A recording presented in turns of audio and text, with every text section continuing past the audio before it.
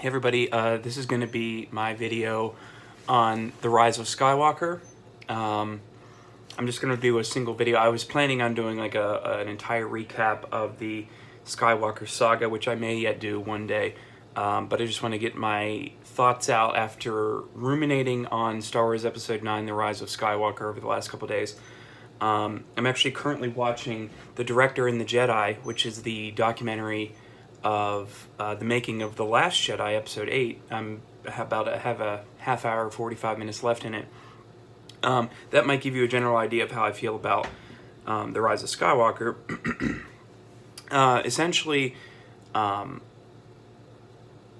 in watching all of the films leading up to this, to Episode 9, I started with Phantom Menace and all the way up to The Last Jedi.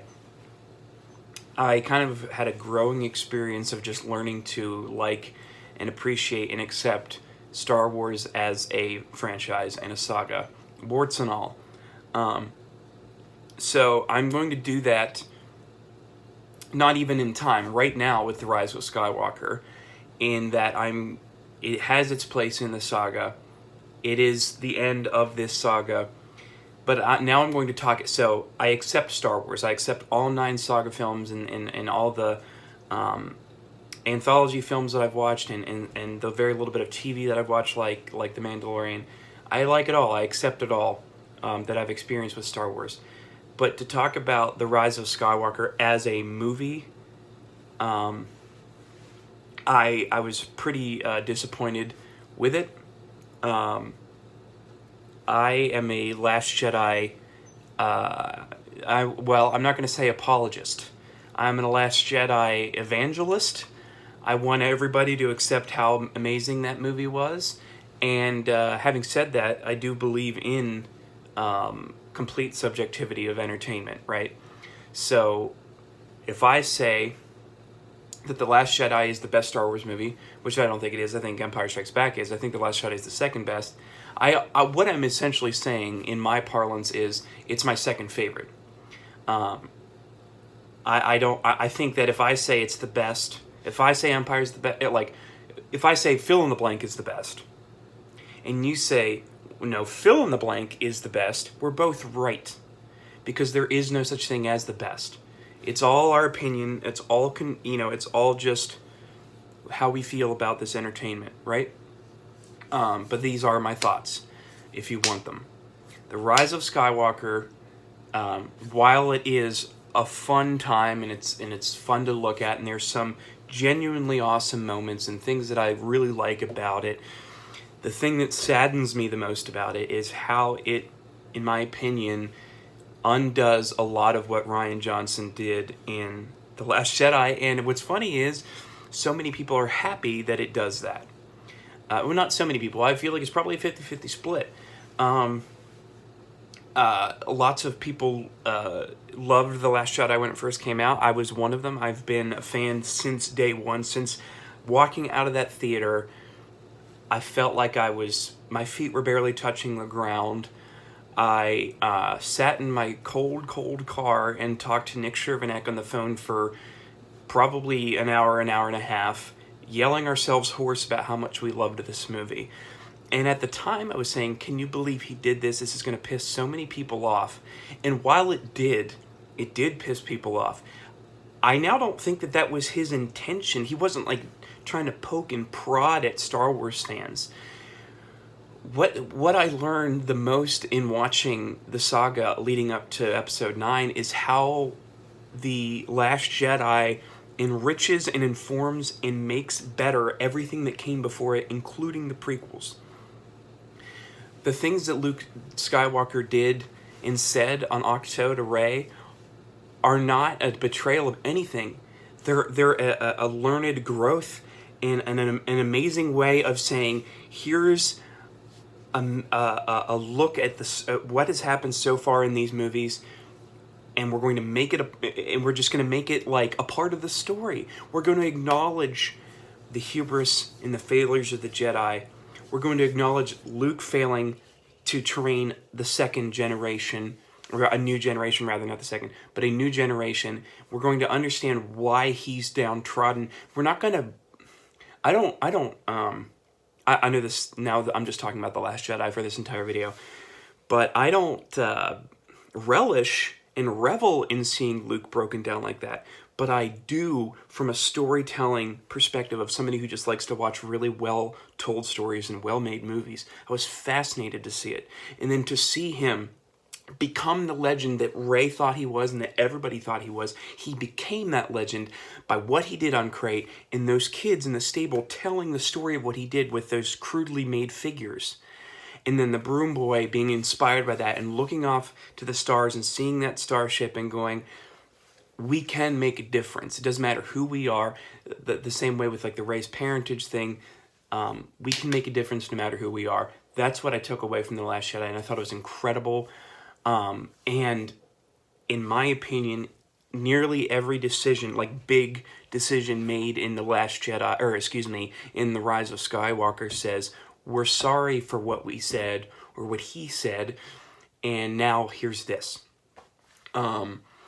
And from a potential story, like just a general storytelling sense or just a screenwriting sense, I think that it was just not nearly as well written as The Last Jedi. Rian Johnson's a great writer. I just watched Knives Out last night, not in a response to, in a kind of a response to being disappointed by The Rise of Skywalker. I was telling Nick and Pat in our little Twitter chat that we've been having for probably like 2 months now. I just want to go see Knives Out. I just want to see if like, can Rian, make me feel better about this? And it feels like I'm a Rian Johnson cultist. Well, maybe I am. Knives Out, first, by the way, is also amazing. It's better than The Rise of Skywalker, in my opinion. I liked it more of it. Clearly, I liked it more, and I think, in my opinion, it's much better. It's more well written and more satisfying. But I was just there were a lot of things to like and enjoy in moments that should have meant even more to me than they did, but they didn't, because I was already very, very wary and nervous pretty much from the beginning of the movie that I wasn't going to like it. And I think a lot of the things that if you did them more artfully, I would have accepted. But the thing I can't accept, and it's not going to drive me to write like I said, I'm not signing any petitions. I'm not writing an angry letter to JJ or Kathleen Kennedy or anybody.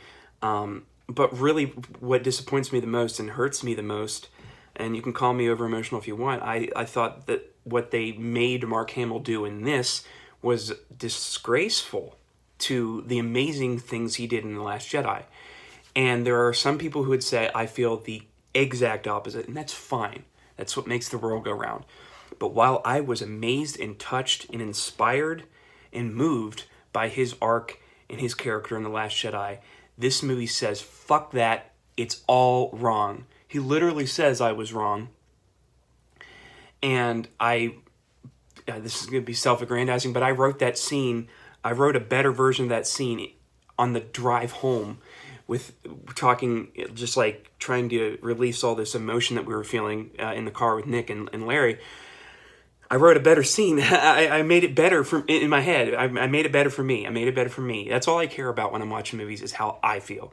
How you guys feel is a secondary thing. I want people to agree with me on everything in life. I also want to be able to talk to people passionately about things that we're in agreement on, whether it is positive or negative. But ultimately, all I care is how I react to my entertainment, and I was let down by The Rise of Skywalker. Again, I have come to accept the prequel trilogy as a part of this saga. I think there are things in the prequel trilogy that are done more artfully than this movie, than The Rise of Skywalker. Is from a filmmaking perspective, those movies are pretty poor, especially episodes 1 and 2, as far as I'm concerned.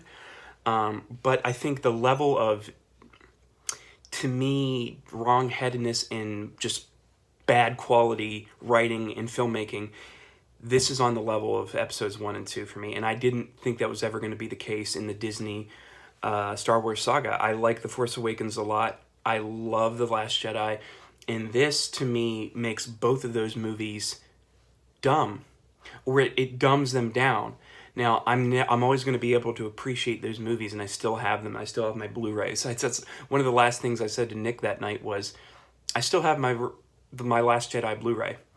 And as much as this movie, to me, was saying, throw that Blu-ray out, it doesn't mean anything anymore, that's what people thought The Last Jedi was doing to all other 7 films, but it's not. That's not what it was doing. It was making them better. It was commenting on them with reverence, love, and brains and smart. It's so smart what he did.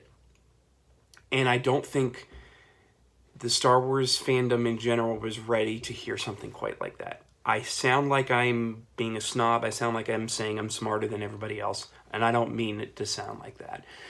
But I was fascinated by what Star Wars could be after seeing The Last Jedi. And the promise was not fulfilled in The Rise of Skywalker. I'll get over it. I am over it. But if you're asking, I'm not going to rank, because I don't have my list in front of me right now. But as far as the tiers go, this is on the same tier right now on December 21st as Attack of the Clones and The Phantom Menace. It is in a lower tier than Revenge of the Sith, Solo, Rogue One. I mean, those movies to me are wildly better than this movie. I hope everybody liked it. I hope everybody had a good time. But more than that, I hope that people someday will appreciate The Last Jedi for the amazing movie it is. And if I'm just constantly bringing it up and annoying people, I'm sorry. That's how I feel about Star Wars, is that The Last Jedi is the empire of this trilogy. It's amazing. It's smart. And it will stand the test of time.